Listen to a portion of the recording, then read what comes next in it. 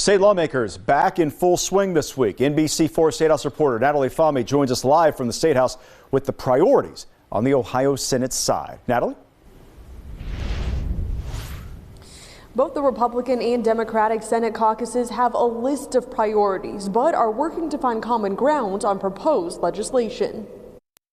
Senate President Matt Huffman says his caucus has a number of priorities. It's important to me what the positions of members of my party are in, whether they be in the Senate, the House, whether they be part of the General Republic.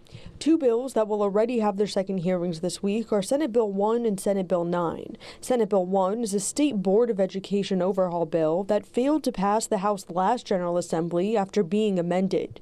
Senate Bill 9 revises the medical marijuana law in Ohio and expands eligibility.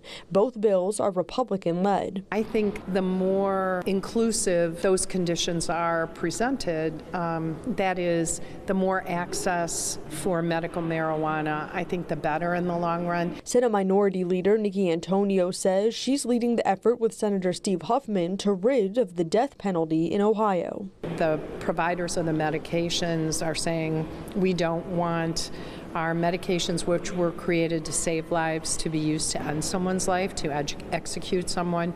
Previously, while Governor Mike DeWine did not give his exact position on the issue, he said he anticipates no executions while he's governor.